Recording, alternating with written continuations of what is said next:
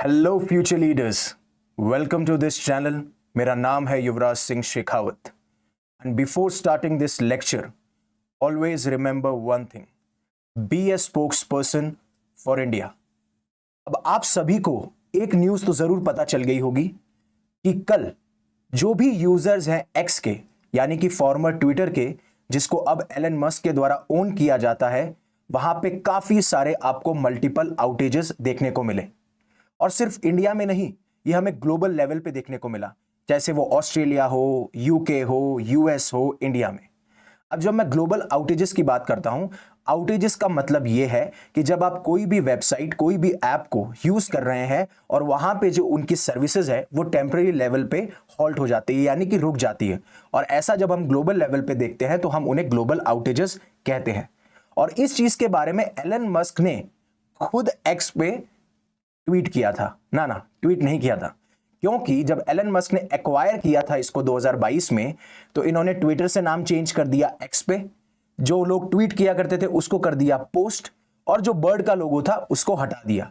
तो इन्होंने पोस्ट किया था, ना कि ट्वीट किया था।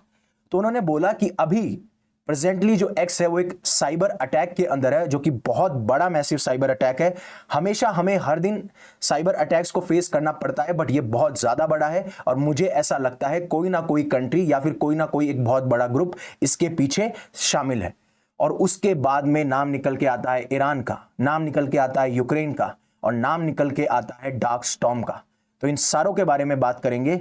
बट जैसा इन्होंने, बाकी जो न्यूज एजेंसीज थी उन्होंने बताया कि किस तरीके से मस्क ने बोला कि हम एक्स जो है वो एक मैसिव साइबर अटैक के अंदर है, और फिर डार्क स्टॉर्म ने इसकी रिस्पॉन्सिबिलिटी ली।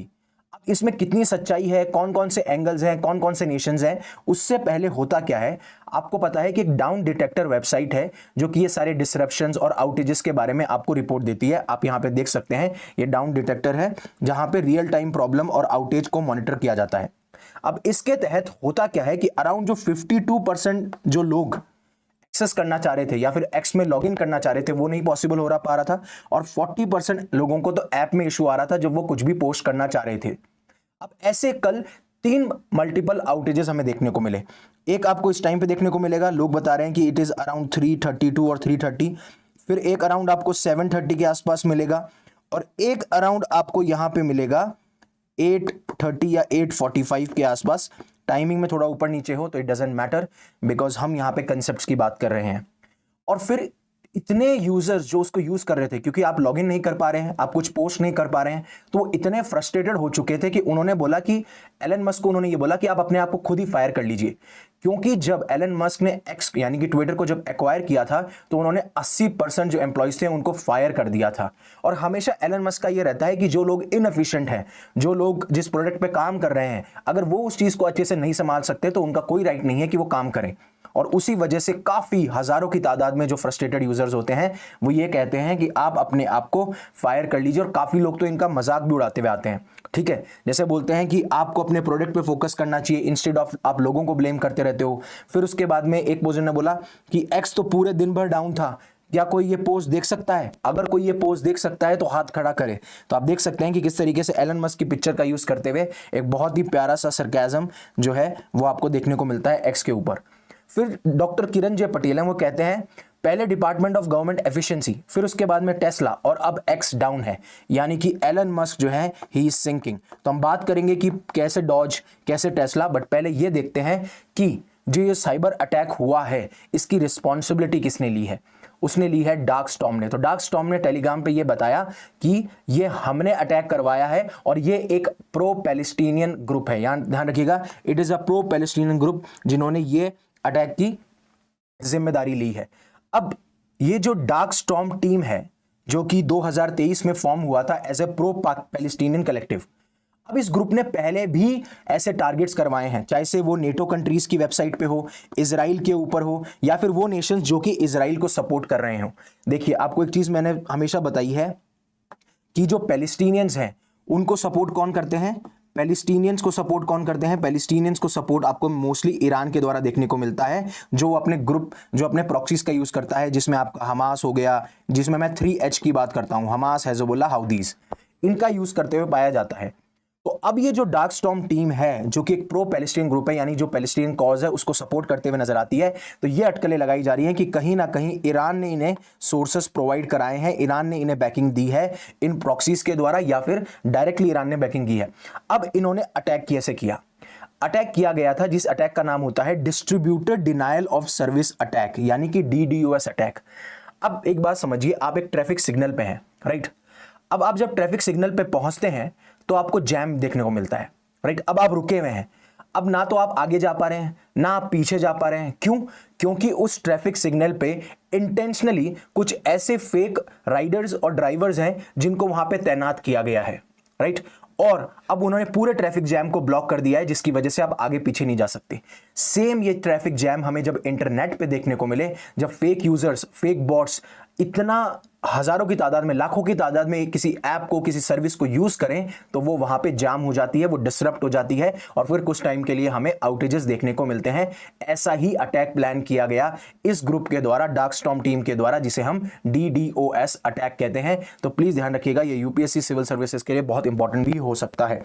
अब इन्होंने हालांकि जो टेलीग्राम पोस्ट है वहां पे इसकी क्लेम किया कि हमने ये अटैक किया है, बट अभी तक पुष्टि नहीं हो पाई है। लेकिन जिस हिसाब से रिसोर्सेज को यूज किया गया है, तो लगता है कि इस टीम को बैकिंग मिली है किसी ना किसी कंट्री के द्वारा। और अगर ये प्रो पैलेस्टीनियन है तो ऑब्वियस सी बात है इजराइल और यूएस तो इसको स्पॉन्सर करेगा नहीं। बड़ा मेजर प्लेयर उस रीजन से आता है ईरान, तो ईरान ने स्पॉन्सर किया होगा और यही सबसे ज्यादा अटकलें लगाई जा रही हैं।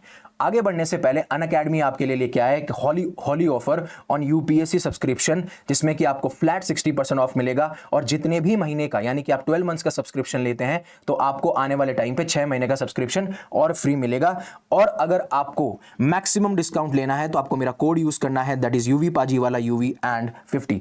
आगाज 2027, जिसमें कि मैं आज से इकोनॉमिक्स का कोर्स शुरू कर रहा हूं नीव बैच के अंदर, जो कि फाउंडेशन कोर्स है 2028 के अंदर। अगस्त 2027 में भी वही कोर्स चलेगा। तो अगर आप एनरोल करना चाहते हैं तो डिस्क्रिप्शन में आपको लिंक मिल जाएगा और आप एक बैच में एक्सेस करते हैं तो आपको बाकी सारे बैचेस का एक्सेस फ्री मिलता है। वैसे ही अगर आप सीसेट में अंडर कॉन्फिडेंट हैं, आपको लगता है अभी तक आपने ज्यादा फोकस नहीं दिया है जीएस के ऊपर, सॉरी सीसेट के ऊपर, तो आप मधुकर कोटावे सर का एक पर्सनलाइज कोर्स है उसको आप अवेल कर सकते हैं। अब जब एलन मस्क ने ट्रेसिंग शुरू किया तो दूसरी बात ये निकल के आती है कि जो आईपी एड्रेस हमने ट्रेस किया है वो ये बोलते हैं कि वो एक यूक्रेन में एक जगह है, वहां से हमने ये आईपी एड्रेस ट्रेस किया, तो वहां पे यूक्रेन का एंगल निकल के आता है। अब दूसरा एंगल ये कहता है कि जिस तरीके से रशिया यूक्रेन की वॉर की जो हीट है वो अब यूएस को भी फेस करनी पड़ रही है, जिस तरीके से आपको पिछले 1-2 हफ्ते में देखने को मिला है कि कितने हीटेड एक्सचेंज हुए हैं, चाहे से वो यूएस प्रेसिडेंट और यूक्रेनियन प्रेसिडेंट के हों, एलन मस्क का क्लेम करना हो यूक्रेन पे कि भैया आप इलेक्शन करा लीजिए, वो तो इलेक्शन जीत ही नहीं पाएंगे, राइट? इस तरीके की सारी चीजें हैं। तो कहीं अटकलें ये भी लगाई जा रही हैं और एलन मस्क ने साफ साफ रिवील किया है कि ये जो आईपी एड्रेस है वो यूक्रेन का है। बट हमें देखना पड़ेगा कि स्केल ऑफ इन्वॉल्वमेंट क्या है। क्या पहले भी ऐसे अटैक हुए हैं? ऑब्वियस सी बात है, पहले भी ऐसे अटैक हुए हैं। 2016 में रशिया के ऊपर यह एलिगेशन लगाए कि आपने ट्विटर पे साइबर अटैक करवाया है और इस टाइम पे इन पे ये एलिगेशन थे कि कहीं ना कहीं आप यूएस प्रेसिडेंशियल इलेक्शन में इंटरफेयर करने की कोशिश कर रहे हो, आप पब्लिक ओपिनियन चेंज कर रहे हो। सेम ईरान ने भी ऐसे, ईरान के ऊपर भी एलिगेशन लगे कि उन्होंने ट्विटर पे एक कोऑर्डिनेटेड साइबर अटैक कराया है, क्योंकि उस टाइम पे वो लोगों के जो ओपिनियन था उसको मैनिपुलेट करना चाहते थे, जिस तरीके से इराक प्रोटेस्ट चल रहा था और साथ में जो यूएस फॉरेन पॉलिसी थी उस टाइम पे, उसलिए उन्होंने उस टाइम पे अटैक कराए। फिर 2020 के अंदर ट्विटर ने अराउंड 17,000 ऐसे अकाउंट्स, यानी ऐसे अकाउंट्स को रिमूव किया, ऐसे अकाउंट्स को हटाया जो कि फेक अकाउंट्स थे। उनका मकसद सिर्फ एक था कि वो प्रो चाइना प्रोपेगेंडा वहां पे फैलाएं, जिससे कि लोग समझ सकें कि चाइना कंट्री बहुत ज्यादा सुप्रीम है, बहुत ज्यादा बड़ी है। और ऐसा ही 2020 में नॉर्थ कोरिया ने भी साइबर अटैक करवाया था ट्विटर के ऊपर। तो ये सारे अटैक्स हमें पहले भी देखने को मिले हैं। लेकिन जिस तरीके से मैंने आपको बोला कि पहले डोजे, फिर उसके बाद में टेस्ला और अब एलन मस्क का एक्स, जिसके ऊपर एक मैसिव साइबर अटैक देखने को मिला है और एक पोस्ट भी किया गया था, तो उसका मतलब क्या है? अब अभी आपको पता है कि टेस्ला जो है वो बहुत ज्यादा बैकलैश, बहुत ज्यादा प्रोटेस्ट जो है वो डील कर रहा है, उसको फेस कर रहा है। और जहां पे भी उसके डीलरशिप वाले सेंटर्स हैं अलग अलग जगह, चाहे से वो यूएस के अंदर हो या यूरोप के अंदर हो, वहां पे वेंडलिज्म के एक्ट देखने को मिल रहे हैं, यानी कि लोग इंटेंशनली वहां के जो शोरूम्स हैं उन पे अटैक हमें देखने को मिल रहा है। अब एक टाइम पे ये इलेक्ट्रिक व्हीकल लीडर थे और अब जिस तरीके से इनकी सेल्स डिक्लाइन हुई है, ये कहीं ना कहीं एलन मस्क की पॉपुलैरिटी और एलन मस्क का जो मार्केट शेयर है उसके ऊपर इफेक्ट डालती है। अब ऐसा हो क्यों रहा है? क्योंकि जब से एलन मस्क पॉलिटिकली इन्वॉल्व हुए हैं और स्पेशली जब से वो डोनाल्ड ट्रंप के साथ में आए हैं, तो काफी सारे ऐसे लोग जो डोनाल्ड ट्रंप को पसंद नहीं करते या फिर उनकी आइडियोलॉजी से वो सहमत नहीं है, अलाइन नहीं है, इंक्लाइन नहीं है, तो ऐसे लोग जो हैं वो एलन मस्क को भी अब बॉयकॉट कर रहे हैं और स्पेशली उनके प्रोडक्ट्स को, जिसमें कि मेजरली आपको पता है टेस्ला है, राइट। और इस तरीके से उनके ऊपर सारी चीजें देखी जा रही हैं। अब मस्क के ऊपर ये एक और एलिगेशन लगते हैं कि जिस तरीके से वो अथॉरिटी दिखाते हुए नजर आते हैं और उन्होंने काफी सारे कंट्रोवर्शियल जेस्चर्स भी बनाए, जैसे कि उन्होंने नाजी सैल्यूट किया था जब ट्रंप का इनॉग्रेशन इवेंट चल रहा था। जब मैं ऑथोरिटेरियनिज्म की बात करता हूं तो वहां मैं बात करता हूं कि जो पावर है वो सिर्फ एक या फिर एक ग्रुप ऑफ लीडर के बीच में ही लोकेटेड है, यानी कि सेंटर्ड है, उन्हीं के आसपास में पावर है। और इसी वजह से एक ग्रुप भी बनाया गया है, टेक डाउन टेस्ला, जिसने कि प्लान किया है कि हम आने वाले टाइम पे ऐसे 100 डिमॉन्स्ट्रेशंस ग्लोबली करेंगे, जिससे कि हम जो टेस्ला का मार्केट है उसको हम वीक कर सकें। ये सारी चीजें हमें देखने को मिल रही हैं। तो पहला हो गया टेस्ला, दूसरा आपने एक्स को देखा। तीसरी बात करते हैं जो मस्क का डिपार्टमेंट है, गवर्नमेंट ऑफ एफिशिएंसी, जिसको बनाया गया था ट्रंप सरकार के अंदर और लीड किया जा रहा है मस्क का। इसका मकसद ये था कि जितने भी डिपार्टमेंट काम कर रहे हैं यूएस एडमिनिस्ट्रेशन के तहत, उनकी एफिशिएंसी को चेंज किया जाए, चेक किया जाए।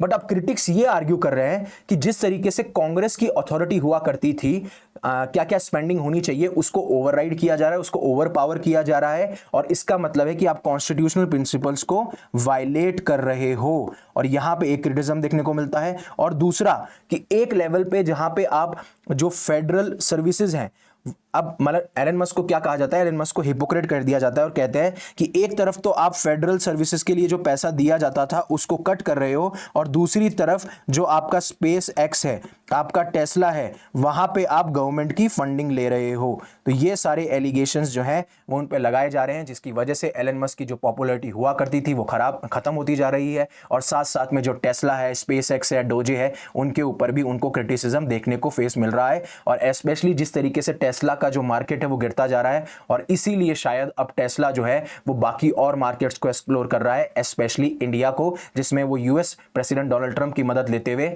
यूएस जो है इंडिया को थ्रेट करता है when it comes to tariffs. ये सारी चीजें थी जिसके बारे में बताना चाहता था। अनअकैडमी आपके लिए लेके आया है प्रीलिम्स 2025 क्रैश कोर्स, जिसको आप अवेल कर सकते हैं 9999 में, और अपनी प्रीलिम्स की प्रिपरेशन को कॉन्सुलेट कर सकते हैं। So thank you very much for giving me your precious time. Stay safe, stay happy, शब्बा खैर। अगर आपको पसंद आया तो प्लीज लाइक कीजिए। अगर आप ये चीजें आपकी लाइफ में वैल्यू ऐड करती हैं और आपको लगता है कि किसी और की लाइफ में वैल्यू ऐड कर सकती हैं, तो इन्हें शेयर कीजिए और हमारे चैनल को सब्सक्राइब कीजिए। And one more thing, always remember the other thing as well. All your success belongs to God, Bhagwan and Allah, and all your failures are yours. Please remember this. It will take you in life in a very far way.